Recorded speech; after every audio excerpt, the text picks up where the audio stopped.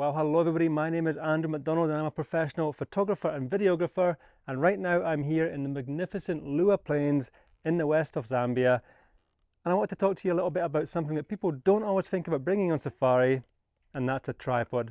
And in particular today we're speaking about the IFOOTAGE GAZELLE TC7 and the KOMODO K7 video tripod head. I do want to say that IFOOTAGE did send me this gear, but they have no say in what I say about it in my review. So this will be an honest opinion on what it's been like to use this in the bush. But right now, it's very warm out here, so let's head inside and get into the details.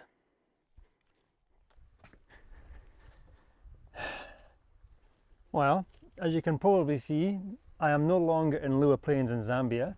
In fact, I'm not even in Zambia anymore. I am now in the Okavango Delta in Botswana. I just couldn't find time to continue a review when I was in Zambia. And now I've got some downtime here between shoots, so I'm going to tell you some more about this tripod setup. I think first off, let's speak a little bit about the build quality, and in particular, let's start with the tripod itself. So let's quickly take off the video head. So we're going to focus mostly just now on the tripod. So the build quality of this tripod, it's made from carbon fiber, so it's very, very strong, but it's also very, very light, coming in at just 1.86 kilograms for everything that you're seeing right here.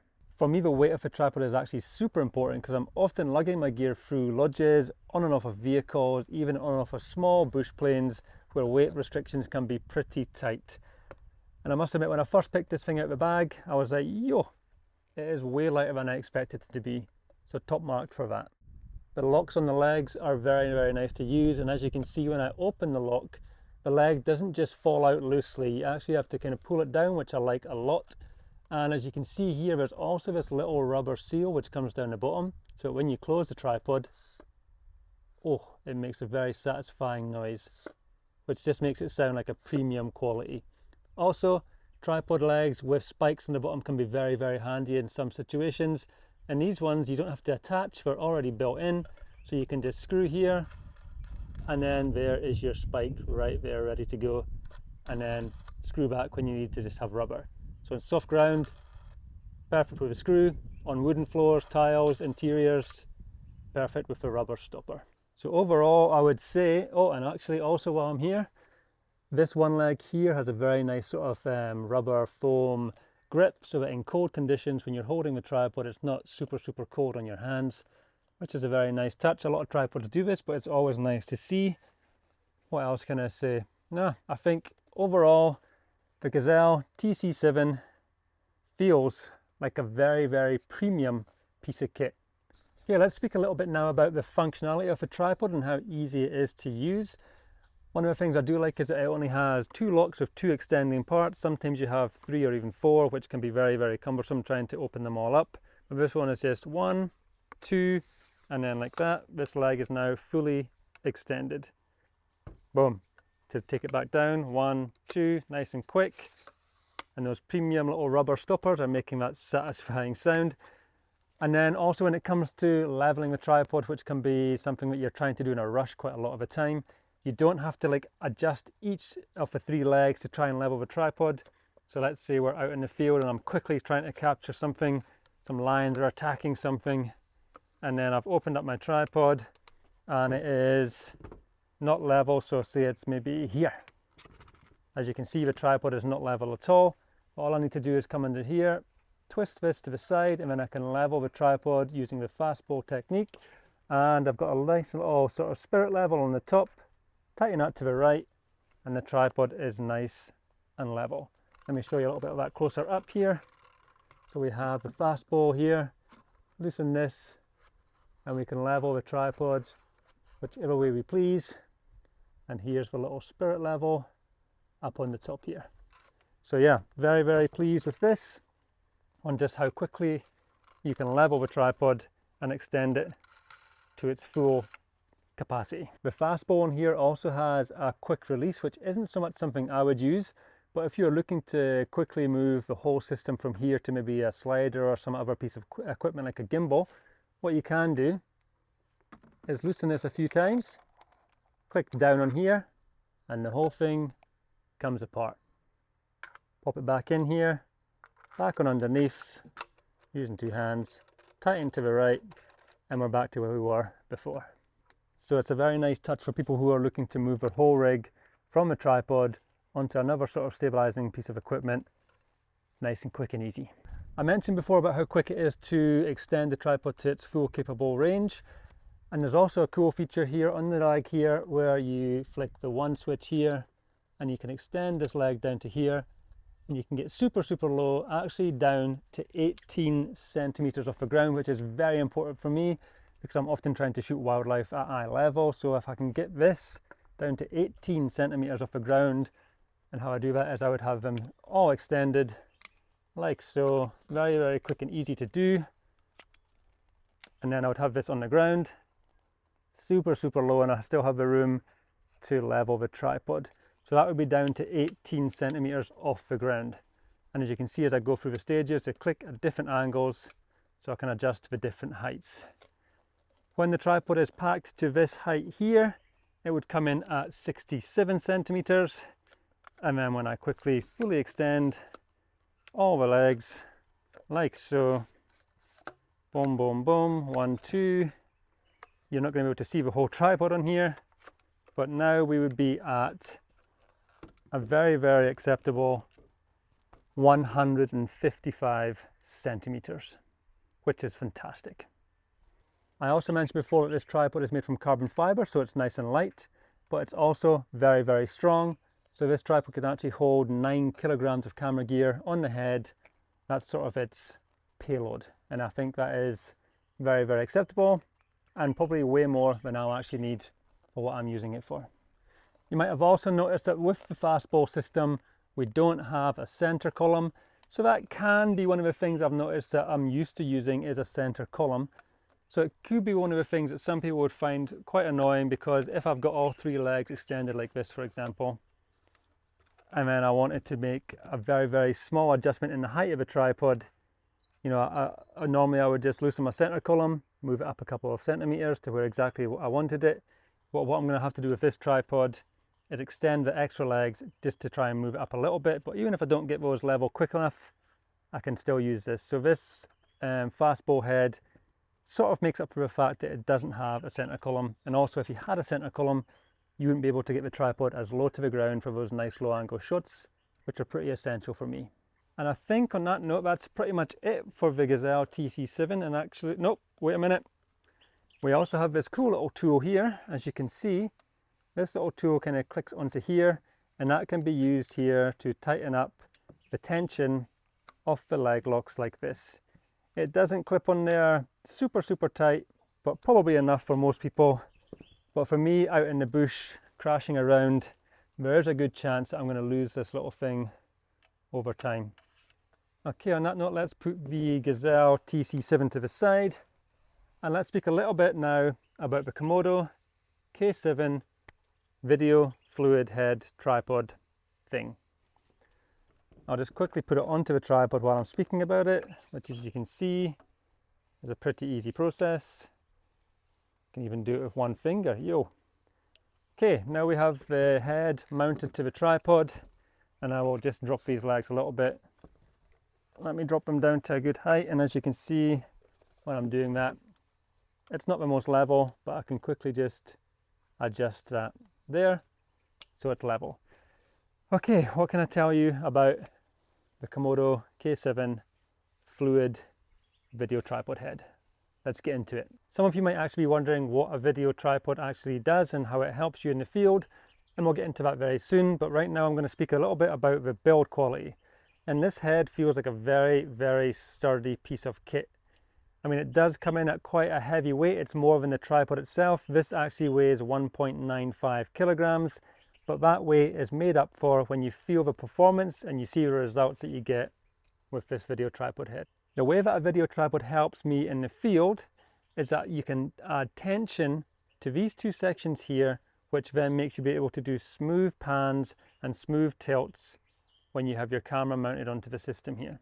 What I do is I use the knob on the side here, and I can loosen, so you see how loose this is and easy it is to move, which isn't going to give me too much friction and resistance, which means that the camera might shake a little bit more.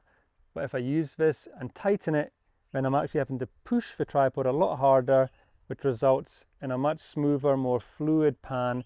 And when I love to use this is if I'm out in the field, especially when I can get onto the ground with wildebeest or any other kind of animals really, and as they're walking through the scene, I can get a nice smooth action and pan with them as they're walking through the scene. You can also use the knob on this side here to adjust the tilt. And here we have the tilt going up and down. So this here will adjust how hard it is, and I can then also do panning and tilting shots and get the most smooth results possible. It's actually pretty satisfying to use. There is also another dial on the side here, which I think is called the counterbalance dial. So I can have that set to, at the moment, there is 0. Once you click it, it takes like a second for it to sort of click into action. And as you can see now, I can move it to here and it waits. I can move it to here and it stays. Wherever I move it to, it's pretty much going to stay. But with these ones with the counterbalance, if I now flick it to the most extreme, which would be number 4, it takes a little second to click in, and as you can see, now I'm having to force it up and it returns to the level where you had it, which can be quite nice, especially when you've got a heavier rig on here. You don't want it to drag the camera and woof, the whole thing tilts down. So this resistance will probably help to level the tripod out. And I can click it to number 1 now and see the difference in that. With number 1, it will still come down to level. It's just a little bit more resistance, and it does not stay down here. It does click up a little bit. Probably something I will use, especially when I've got my bigger lenses on here, to stop the whole thing tilting backwards or forwards. Yeah, I like that feature. Let's also mention the pan and tilt arm here. So if you actually unscrew this section here, you can shorten the whole thing, which makes it much more compact for traveling. Also, some people might like to work much closer quarters into the tripod like this. For me personally, I probably like to have it extended and probably work a little bit more with an extended tilt and pan arm.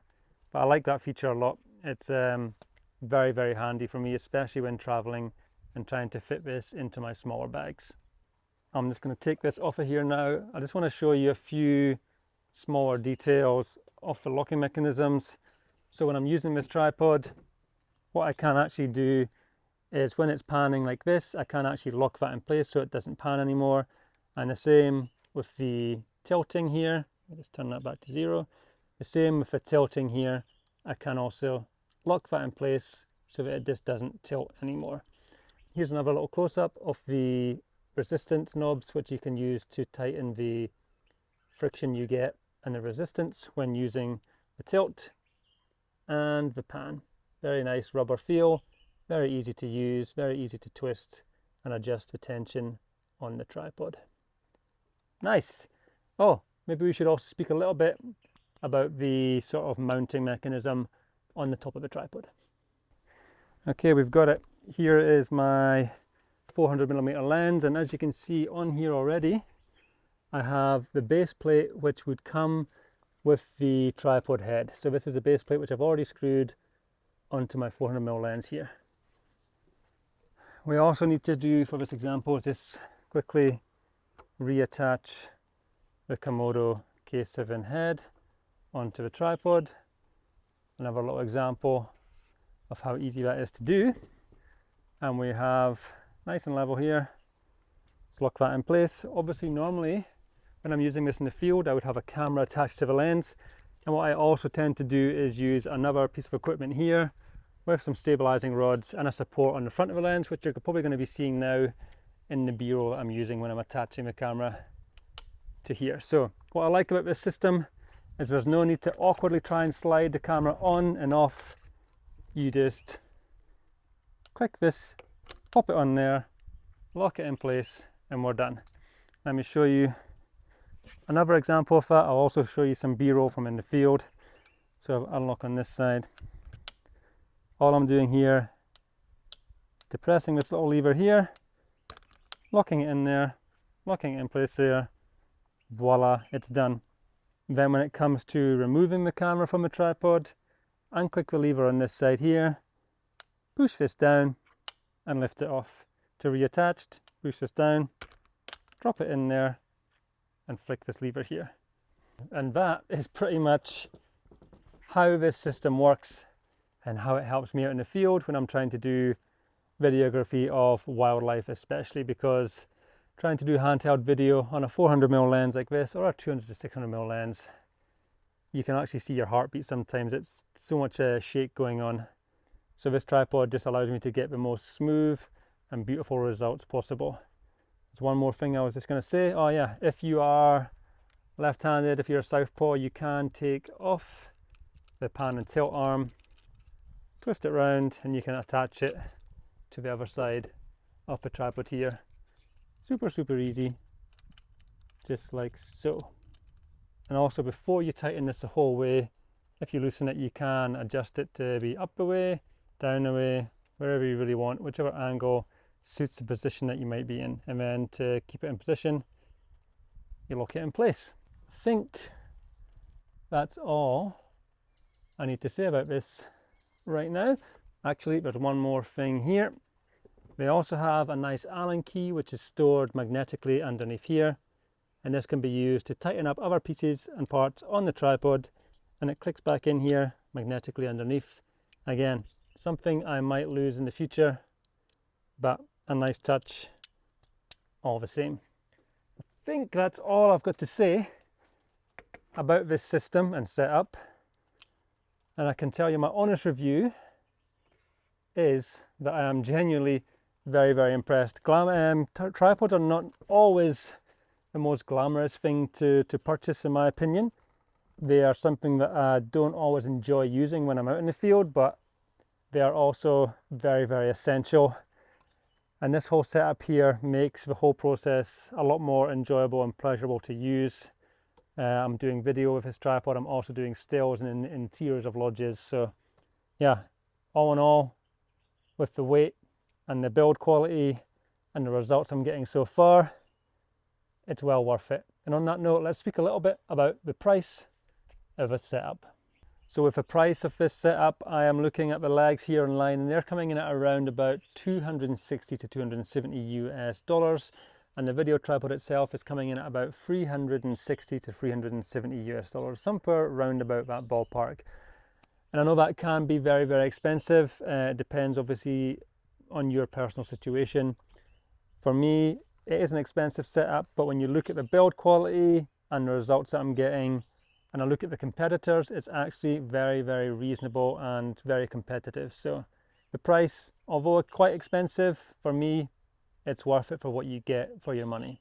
So remember, I'm not actually being paid by iFootage in any way to say something really nice about this tripod. This is just my honest feedback on using it for the last 2 or 3 weeks here in the field. So to sum up, if you're looking for a premium build quality tripod with great results, it's lightweight, it just feels super good to use. I like the design. If that's what you're looking for and it falls within your budget, I would highly recommend getting this piece of kit. It's all personal when it comes to price and what you want to spend on things, but for me, it's absolutely worth the money. And on that note, I think it's about time I got back out into the field and found some wildlife to use this setup. So let's go. Before you go, I just wanted to show you exactly what I'm using as a tripod while I make a review about the only tripod which I've brought on safari. So here has been my tripod setup for making this video. And would I recommend using a chair and a cushion to balance thousands and thousands of dollars worth of gear on? Absolutely not. Okay, bye.